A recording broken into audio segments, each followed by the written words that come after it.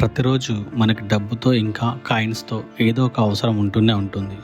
కానీ అదే డబ్బు మన చేతికి రావాలంటే ఆ డబ్బు తయారవడానికి అసలు ఎంత ప్రాసెస్ జరుగుతుందో తెలుసా? ఇంకా మనలో కొంతమందికి డౌట్ ఏంటంటే, అసలు డబ్బులు ప్రింట్ చేసే మిషన్లు మన దగ్గరే ఉన్నాయి కదా, మరి ప్రపంచంలో ఒక్క పూటకి కూడా అన్నం లేకుండా ఉన్నవాళ్ళు, అలానే చాలా పేదవాళ్ళు, ఇల్లు కూడా లేకుండా ఉండేవాళ్ళు, ఇంకా ఎన్నో ఆర్థిక ఇబ్బందులు పడేవాళ్ళు చాలామంది ఉన్నారు కదా. మరి వాళ్ళకి కావాల్సిన డబ్బులన్నీ ప్రింట్ చేసి ఇస్తే అందరూ హ్యాపీగా ఉండొచ్చు కదా అనే డౌట్ ఖచ్చితంగా వస్తుంది. అలాంటప్పుడు ఆ పనిని మన గవర్నమెంట్ ఎందుకు చేయవు? నిజంగానే అలా చేసిన ప్రభుత్వాలు ఏమైపోయాయో తెలుసా? ఈ వీడియోలో అసలు డబ్బుని ఎలా తయారు చేస్తారు, అలానే ఎక్కువ డబ్బులు ప్రింట్ చేస్తే వచ్చే దారుణమైన పరిస్థితులను కూడా చూద్దాం. మన దేశంలో ఉపయోగించే డబ్బుని ముద్రించే అధికారం కేవలం ఆర్బీఐకి మాత్రమే ఉంటుంది.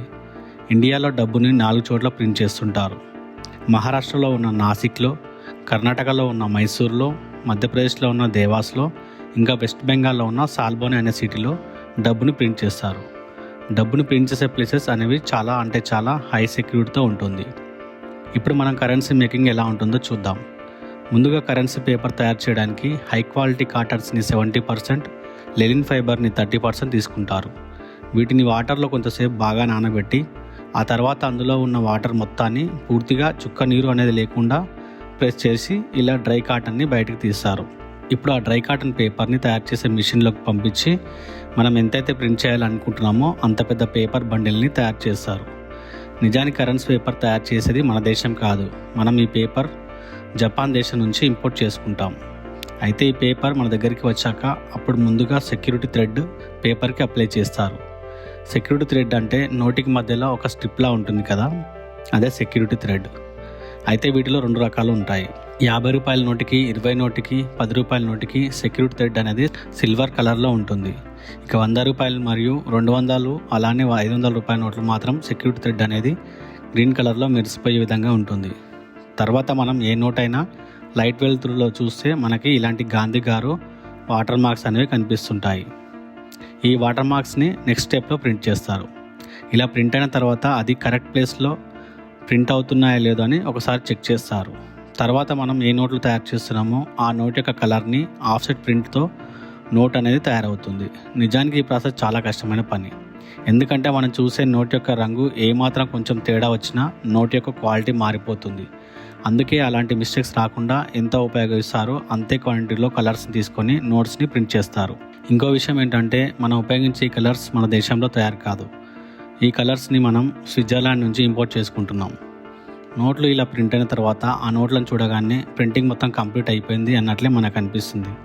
కానీ నిజానికి ఇంకా చాలా ప్రాసెస్ ఉంటుంది. ఇలా ప్రింట్ అయిన నోట్లని మళ్ళీ చెకింగ్ చేస్తూ అవి కరెక్ట్ ప్లేస్లో ప్రింట్ అవుతున్నాయో లేదో చెక్ చేసుకుంటారు. ఇప్పటివరకు మనం కరెన్సీని మిషన్లోకి ఎలా పంపాలి, అవి ఎలా ప్రింట్ అవుతున్నాయని చూసాం. కానీ వీటి కంట్రోల్ మొత్తం quality inspector and graphic designer దగ్గరే ఉంటుంది. ఈ కరెన్సీ నోట్ల మీద ఏ ప్లేస్లో ఏవి ప్రింట్ అవ్వాలి, ఏ ప్లేస్లో సింబల్స్ రావాలి, ఆ విధంగా కరెన్సీ డిజైన్ మొత్తాన్ని వీళ్ళే హ్యాండిల్ చేస్తుంటారు. అలా ప్రింట్ అయ్యి వచ్చిన వాటిని మళ్ళీ చెక్ చేసే స్పెషల్ ఆఫీసర్స్ కూడా ఉంటారు. ఈ ప్రాసెస్ తర్వాత మనం 100, 200, 500 నోట్ల మీద ఇలా green colour radium shining colours చూస్తుంటాం కదా, ఇప్పుడు ఆ ప్రాసెస్ జరుగుతుంది. ఈ నోట్ల మీద స్పార్కింగ్ ఎమరాల్డ్ అనే కలర్ని ప్రింట్ చేస్తారు. ఇలాంటి కలర్స్ స్పెషల్గా తయారు చేస్తారు కాబట్టి డూప్లికేట్ నోట్స్ తయారు చేసేవారు చాలా ఈజీగా దొరికిపోతుంటారు. వాళ్ళ రేడియం కలర్ ఇంత మెరిసే విధంగా క్వాలిటీ మాత్రం అస్సలు ఉండదు. ఈ రేడియం కలర్ ప్రింట్ అయిన తర్వాత అవి కరెన్సీ మీద కరెక్ట్గా ప్రింట్ అయిందో లేదో అని చాలా కేర్ఫుల్గా చెక్ చేసుకుంటారు. ఎందుకంటే అది కొంచెం పక్కన ప్రింట్ అయినా కూడా ఆ నోట్ జనాలకి డూప్లికేట్ ఏమో అని అనుమానం వచ్చేస్తుంది. అందుకే ఇలాంటి మిస్టేక్స్ అనేవి అసలు ఇక్కడే జరగకుండా అంత కేర్ఫుల్గా చెకింగ్ చేసుకోవడం చేస్తారు. ఈ ప్రాసెస్ అయిన వెంటనే ఇక సీరియల్ నెంబర్ ప్రింట్ అనేది చేస్తారు. మన దగ్గర ఉండే నోట్లు ఏ నోట్ల మీదైనా సీరియల్ నెంబర్స్ అనేది అన్నీ ఒకేలా ఉండదు. ఒక్క నోటు యొక్క సీరియల్ నెంబర్ ఒక్కోలా ఉంటుంది.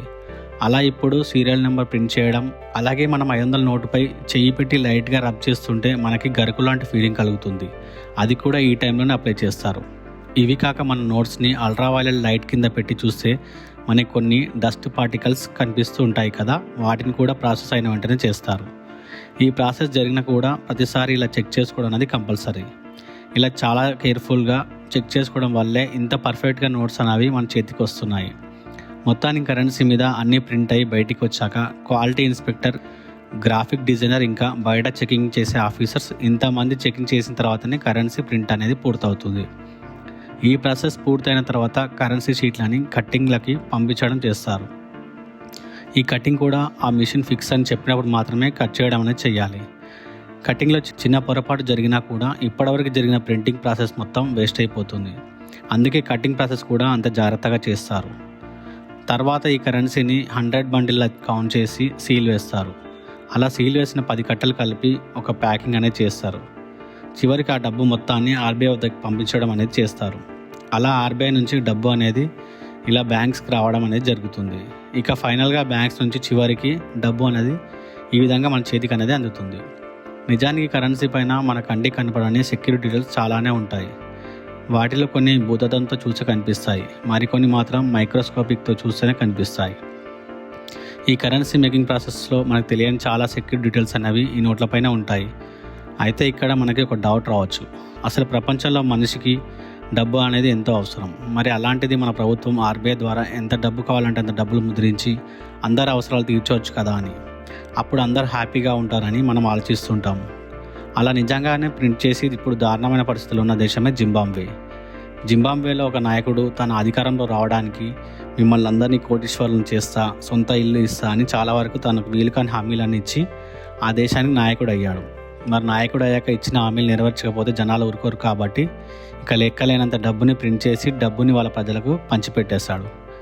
అంతే, ఇక అప్పుడు అందరి దగ్గర లెక్కలేనంత కోట్ల సంఖ్యలో డబ్బు ఉంది. ప్రతి ఒక్కరి దగ్గర కోట్లలో డబ్బు ఉంటే ఏం చేస్తారు? ఒక షర్ట్ కోసం 100 మంది కొనడానికి ఎగబడుతూ ముందుకు వస్తారు. దాంతో షర్ట్ రేటు 400 రూపాయలు ఉంటే ఒక్కసారిగా దాని డిమాండ్ పెరిగి 4000 అయిపోతుంది. వీళ్ళందరి దగ్గర కోట్ల డబ్బు ఉంది కాబట్టి 4000 పెట్టి కూడా అందరు కొనేస్తుంటారు. అప్పుడు 4000 ఉన్న షర్ట్ ఇంకా డిమాండ్ పెరిగి అది 4 లక్షలు అయిపోతుంది. దీన్నే ఇన్ఫ్లేషన్ అంటారు. అంటే మన దగ్గర డబ్బు ఎక్కువగా ఉంటే మన అవసరాలు ఉన్న వస్తువుల రేట్లు కూడా అంతే మొత్తంలో పెరిగిపోతుంటాయి. ఫర్ ఎగ్జాంపుల్ చెప్పాలంటే 10 రూపాయలు పెట్టే తాగే టీ 1,00,000 రూపాయలు అయిపోతుంది. టమాటా రేట్ కేజీ 5 లక్షలు అయిపోతుంది. ఒక్క ఫోన్ కొనాలన్నా కూడా దాని రేటు ఏకంగా 1 కోటి రూపాయలు అయిపోతుంది. అలా చివరికి జింబాబ్వే నాయకుడు ఏం చేశాడో తెలుసా? ఏకంగా 50 కోట్ల నోటుని తయారు చేసేసాడు. అసలు ఒకసారి ఆలోచించండి, 50 కోట్ల రూపాయల నోటు అంటే అసలు వీళ్ళ దేశాన్ని నాయకుడు ఎంత పాతాళం తొక్కేశాడు.